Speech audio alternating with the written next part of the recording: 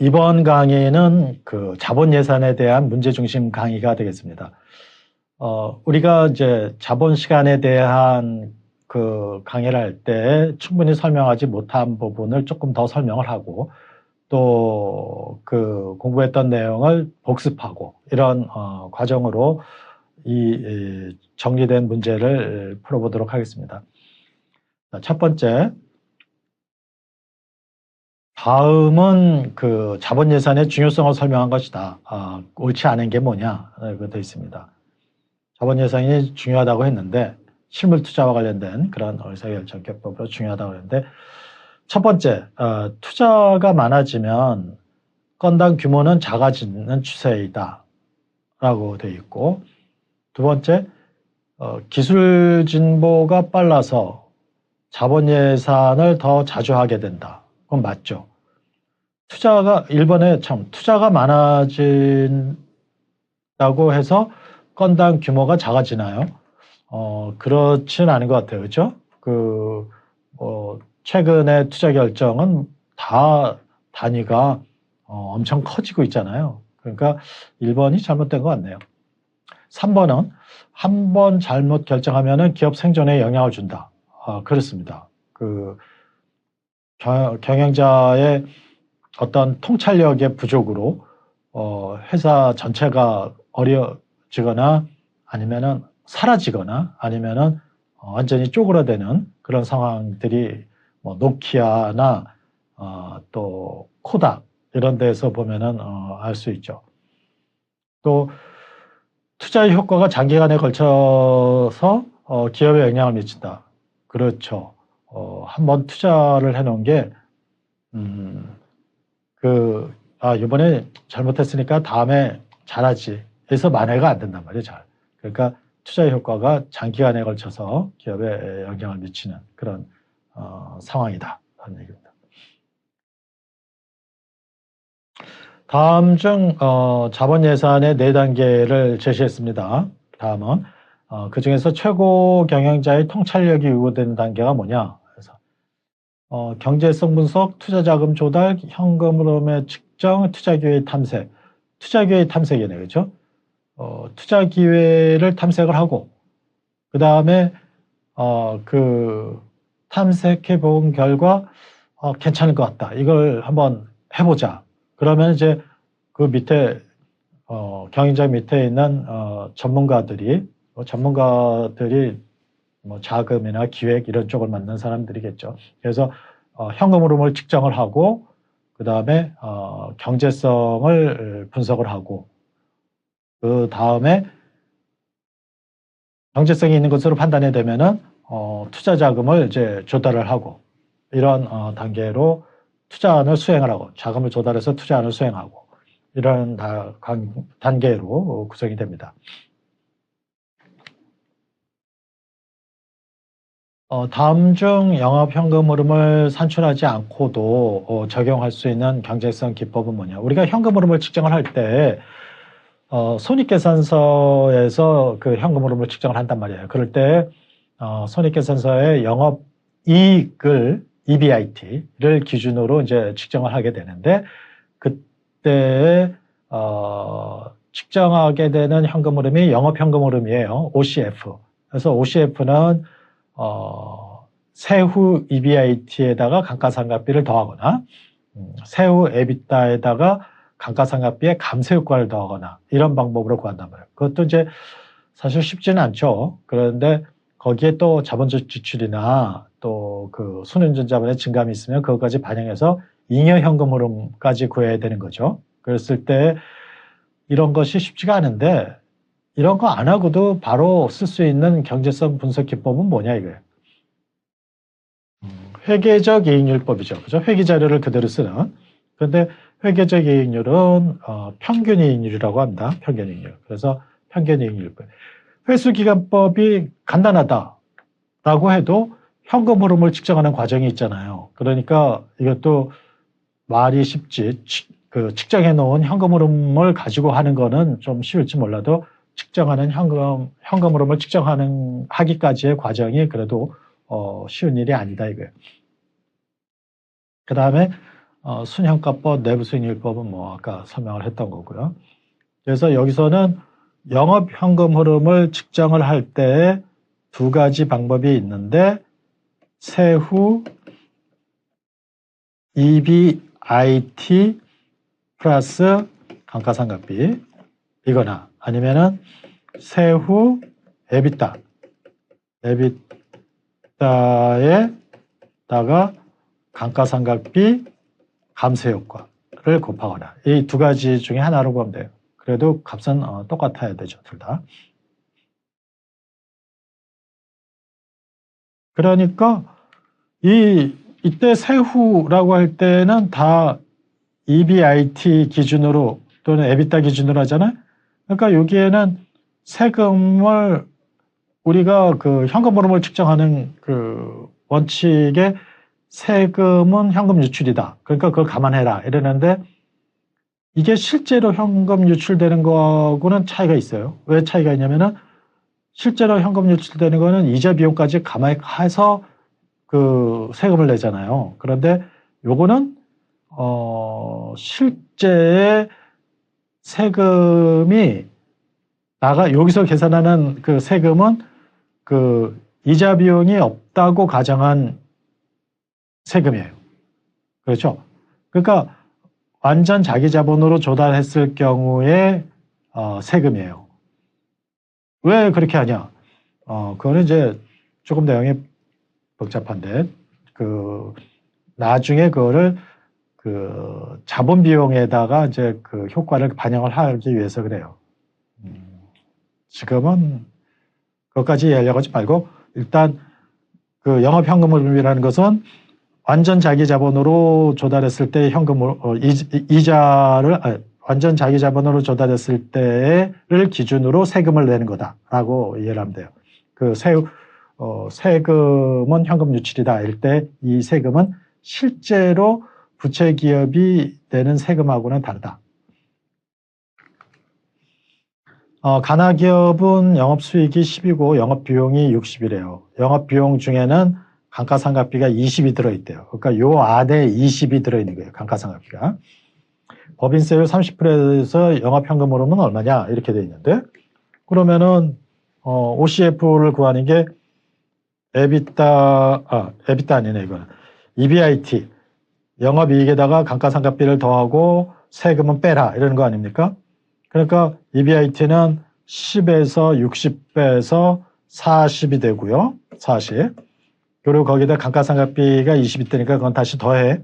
그래서 더하고 세금을 내는 것은 EBIT를 기준으로 세금을 계산하라고 했죠. 30%. 그래가지고 12를 빼면 48이 되는 거죠. 48. 이거는 세후 EBIT에다가 감가상각비를 댄 거예요. 이거를 세후 에비타에 감가상각비 감세 효과를 더하는 걸로 해봅시다. 그러면 에비타는 R-C잖아요. 그때 100에서 여기다 합시다.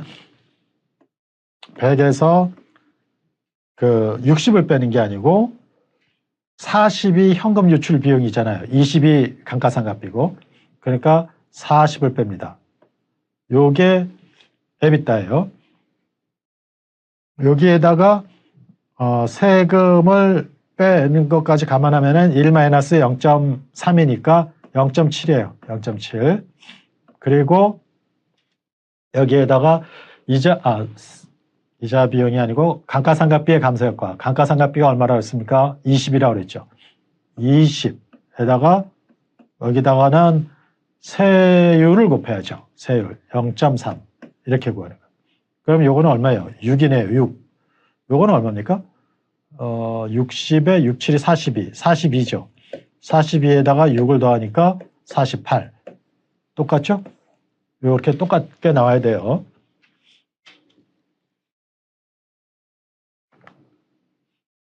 자, 그 다음에 순운전 자본이 감소한 경우에 잉여 현금 흐름과 영업 현금 흐름의 크기를 비교하면 어떻게 될까? 단 자본적 지출은 없다라고 해요. 자, 영업 현금 잉여 현금 흐름 FCF는 OCF에다가 그 자본적 지출을 빼고 그리고 순운전 자본의 증가 델타 NWC를 더해서 구하는 거예요. 근데 이건 없다고 그랬으니까 여기서 없다고 그랬어요. 근데 순운전 자본이 감소했대요. 감소했다는 거는 요게 이제 마이너스 값이라는 거 아닙니까? 그러니까 FCF가 OCF에 순운전 자본이 만약에 30만큼 감소했다고 해봐요. 그러면은 여기는 마이너스 30이죠. 그러니까 결국 OCF에 플러스 30이라는 거지 않습니까? 그러면은 어느 게 더 커요? 잉여 현금 흐름이 더 크죠. 그죠? 그래서 잉여 현금 흐름이 영업 현금 흐름보다 더 크다. 2번이 되겠습니다. 2번이. 문제 6번을 봐요. 다음 중 순현가 곡선이 가파르게 나타나는 것은 순현가 곡선이 뭐라고 그랬어요? 순현가 곡선이 이렇게 되어 있으면은 여기에 할인율이 되고 여기가 NPV가 된다고 했습니다. 그래서 만약에 그 할인율이 그 0이라면은 NPV가 얼마냐 여기다 표시하고 할인율이 크면 클수록 그 투자안의 현재 가치가 작아지죠. 그러니까 NPV는 투자안의 그 현재 가치를 해서 투자 비용을 뺀 거 아닙니까? 그때 할인율이 커지면은 점점 더 이게 작아지니까 NPV도 작아진단 말이에요. 작아지다가 어느 때가 되면은 C와 일치, C0와 일치하게 되는데 그때가 여기가 되는 거죠. NPV가 제로가 되니까. 그래서 이거를 그림을 그리면 이런 식으로 곡선이 나타나는데 이거를 순현가 곡선이라고 한다고 했습니다. 그런데 이것이 어떤 거는 이렇게 가파르게 나타나고 어떤 거는 이렇게 완만하게 나타나요. 이렇게 가파르게 나타나는 것은 이자율, 할인율에 의해서 더 민감하게 그 값이 달라지는 거, 그것이 바로 가파르게 나타나는 거예요. 현금 흐름이 후기에 많으면은 그 할인율이 N승이 되잖아요. 1승보다 N승이 훨씬 더 민감하게 움직이기 때문에 이게 가파르게 나타나는 거예요. 투자 수명이 길면은 뒤로 갈수록 그 할인율 변화에 대한 민감도가 커지니까 이것도 가파르게 나와요. 투자 규모가 크면은 역시 또 가파르게 나타나요. 작은 것에 비해서. 그러니까 첫 번째, 전기에 현금 흐름이 많은 투자안과 후기에 현금 흐름이 많은 투자안을 보면은 후기에 현금 흐름이 많은 투자안이 그 더 가파르게 나타나고, 두 번째, 투자 수명이 짧은 투자안과 긴 투자안이 있으면은 긴 투자안이 현금 흐름이 더 가파르게 나타납니다.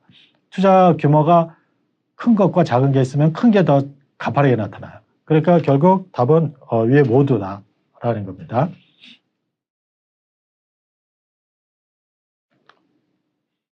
IRR법에 의해서 NPV법이 갖는 우위성을 열거한 것이다. 옳지 않은 것은 어떤 면에서 NPV법이 더 좋으냐? 재투자 수익률이 합리적이다.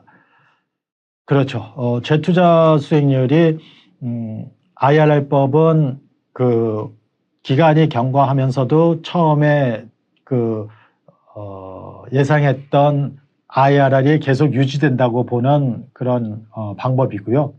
그러니까 그거는 유지될 수 없다고 그랬죠. 왜냐하면 경쟁 기업들이 출연을 해가지고 저기가 떨어진단 말이에요. 근데 NPV법은 재투자 수익률이 자본 비용이에요. 그러니까 자본을 조달했을 때 부담하는 자본 비용. 그러니까 만약에 은행에서 빌린 돈이다라고 하면은 그 최소한 그 돈을 갚으면은 그 수익률은 유지가 되잖아요. 그래서 재투자 수익률이 합리적이라고 하는 겁니다. 그러니까 NPV법은 재투자 수익률을 자본 비용으로 보기 때문에. 가치의 가산 원리가 성립한다. 이거는 뭐냐면은 A라는 투자안, B라는 투자안이 있을 때 그 NPV법은 그 A 투자안의 NPV와 B 투자안의 NPV를 그냥 합하면 되는 거예요.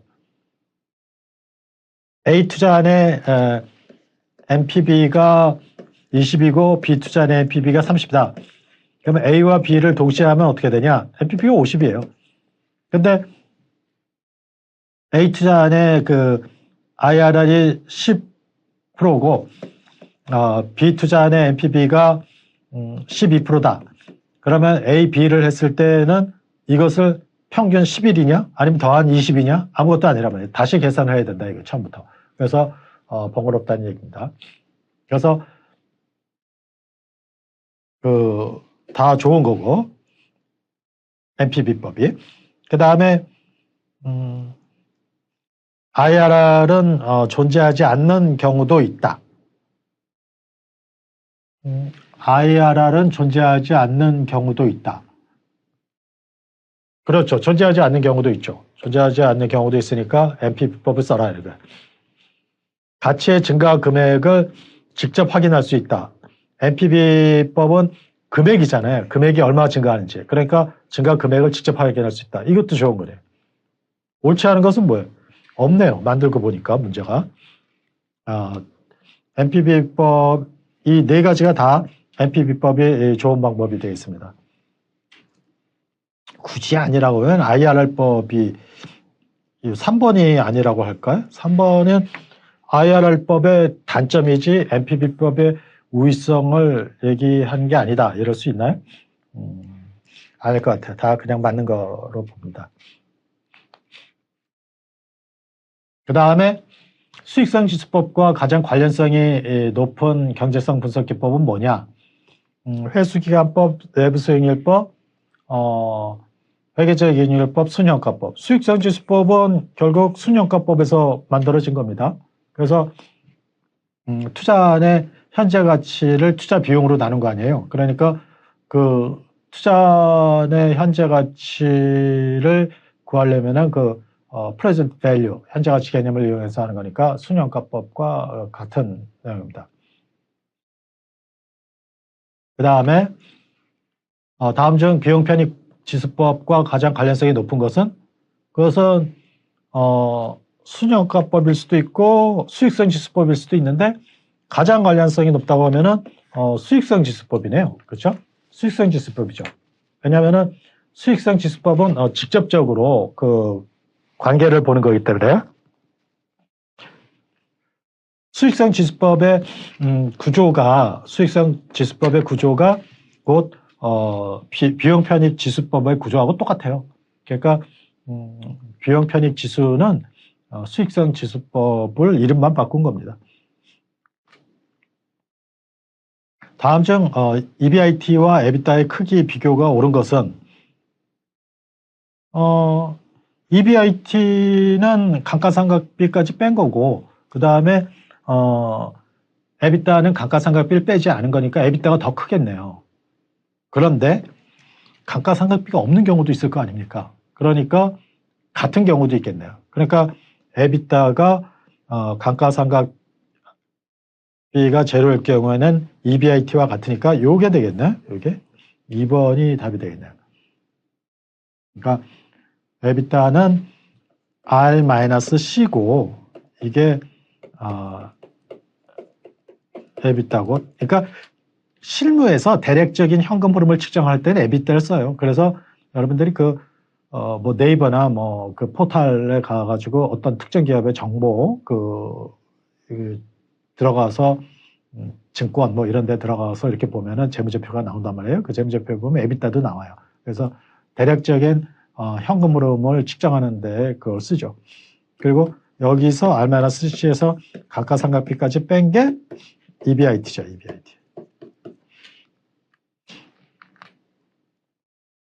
내부 수익률이 자본 비용보다 높다면 내부 수익률이 자본 비용보다 높다. 그럼 IRR법에서 투자 여부를 결정하는 것은 뭐라고 그랬습니까? 자본 비용보다 크냐 작냐 이런 건데 순현가 곡선을 이렇게 보면은 여기가 내부 수익률 아니에요? 요게 내부 수익률이에요. IRR. NPV가 제로가 되니까.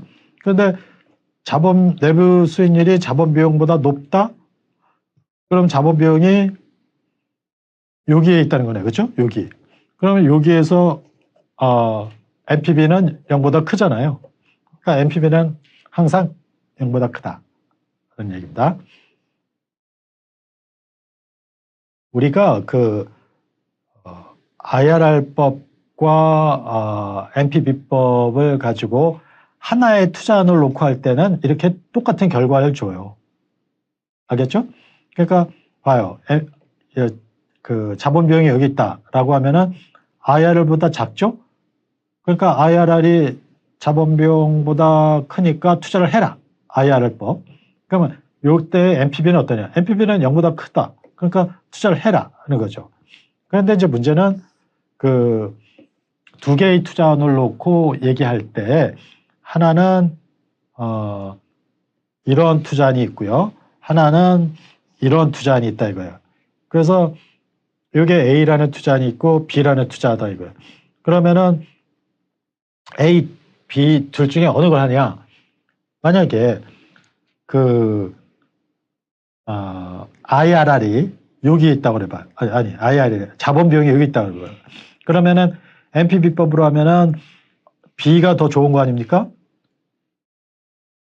왜냐면은 B는 NPV가 양의 값을 갖고 A는 음의 값을 가지니까 NPV법으로 보면은 B가 더 좋은 게 돼요. B가 A에 선호돼요. NPV법에. 그럼 IRR법은? IRR법도 그러네요. IRR법도 B의 IRR은 A의 IRR보다 크잖아요. 그러니까 역시 성립이 돼요. 근데 별 문제가 없죠. 근데 이제 문제는 이쪽이에요. 이쪽. 그러니까 두 투자안의 순환가 곡선이 접한 요점의 수익률을 피셔 수익률이라고 하는데 요 피셔 수익률보다 작은 구간에서는 보세요. IRR은 항상 A가 B보다 작아요. 그러니까 B가 선호되는데 여기서 NPV법은 A가 더 크니까 B보다 A는 이만큼이고 B는 요만큼이잖아요. 그러니까 A를 선택을 하게 된단 말이에요. 그러니까 이럴 때는 그럼 서로 상반된 결과를 주잖아요. A가 NPV법에 의하면 A가 좋고 IRR법에 의하면 B가 좋고. 그러면 어떻게 해야 되냐? NPV법을 쓰라는 얘기예요. 왜? NPV법이 재투자 수익률이 합리적이고 가치의 가산 원리가 있고 뭐 여러 가지로 우위하기 때문에 그렇다는 얘기입니다. 그래서 이런 경우에는 그러니까 하나의 투자안을 놓고 지금 문제 11번처럼 내부 수익률법과 NPV법을 적용을 하면 어떻게 될까? 이럴 때는 어느 방법을 써도 똑같은데 두 개의 투자안을 놓고 비교를 할 때는 상반된 결과를 가져오는 경우가 있다 이거예요. 두 개의 투자안을 놓고 비교하면 상반된 결과를 가져온다? 항상 그런 건 아니에요. 그러니까 요 피셔 수익률 구간보다 작은 자본 비용에서 그렇다는 얘기입니다. 자, 여기까지 해서 자본 예산에 대한 문제 중심 강의를 마치도록 하겠습니다.